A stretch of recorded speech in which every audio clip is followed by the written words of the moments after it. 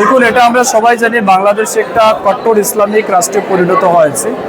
আর বাংলাদেশে কিছু মৌলবাদী শক্তি যারা মনে করে যে ইসলাম ব্যতীত আর কোনো ধর্মের এক্সিস্টেন্স থাকা উচিত না বা কোনো অস্তিত্বই থাকা উচিত না। এই জন্য আমরা দেখেছি বাংলাদেশে বিভিন্ন সময়, বিশেষ করে সনাতন ধর্মাবলম্বী হিন্দু ভাই বোনদের তাদের আরাধ্য দেবতা, তাদের মূর্তি ভাঙার কাজ, মন্দির ভাঙার কাজ, আগুন দিয়ে জ্বালিয়ে দেওয়ার কাজ কিংবা জবরদস্তি ধর্মান্তকরণের কাজ, এটা বাংলাদেশের বিভিন্ন জায়গায় প্রতিনিয়ত হচ্ছে। পাকিস্তানে যেমন হচ্ছে, বাংলাদেশেও হয়েছে।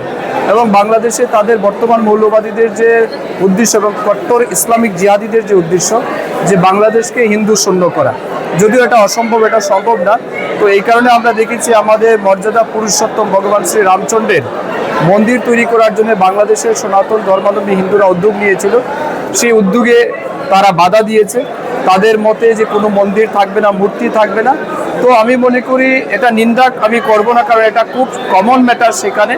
কিন্তু আমি বলবো, সেকুলারিজমের সুরমা যারা পান করেছে তাদের চোখ কান খোলা উচিত। তাদের একবার বাইরে বেরিয়ে এসে সত্যটাকে স্বীকার করা উচিত যে আমরা যে বারে বারে বলছি যে একটা ধর্মের কিছু ধর্মান্ধ লোক যারা প্রতিনিয়ত অন্য ধর্মকে অপমান করে, কিন্তু আমরা দেখছি কিছু রাজনৈতিক দল তাদেরই পক্ষে দাঁড়ায়। তো এটা হচ্ছে সবচেয়ে লজ্জাজনক। তো ভগবান শ্রী রামচন্দ্রের মন্দির একদিন না একদিন নিশ্চয়ই প্রতিষ্ঠিত হবে।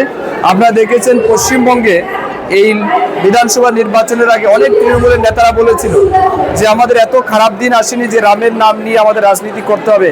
আজকে দেখুন তাদের এমন খারাপ দিন এসেছে যে পুরো দলটাই নির্মূল হয়ে গেছে। এখন তো বিজেপি দলের কথা বললে হবে না, তাদের দলে একে অপরের বিরুদ্ধে কথা বলছে। 20 জন সাংসদ বেরিয়ে গিয়ে নতুন দল তৈরি করছে। তো এগুলি কেন হচ্ছে? যারা হিন্দু ধর্মকে অপমান করবে, যারাই আমাদের ধর্মকে ধ্বংস করার চেষ্টা করবে, তারা একদিন ধ্বংস হবে। এটা চিরন্তন সত্য। কারণ সনাতন ধর্ম হচ্ছে শাশ্বত, সনাতন, যার আদি নেই, অন্ত নেই এবং যার কোনো শেষ নেই। সূর্য যেমন প্রতিদিন উঠে অন্ধকার দূর করে, ঠিক তেমনি সনাতন ধর্ম প্রতিদিন নতুন রূপে নতুনভাবে আমাদের সামনে উদিত হয়। তো এই ধর্মের শেষ হবে না। তো যে বা যারা চেষ্টা করুক না কেন এই ধর্মকে ধ্বংস করে দেওয়ার, তারা বিফল হবে।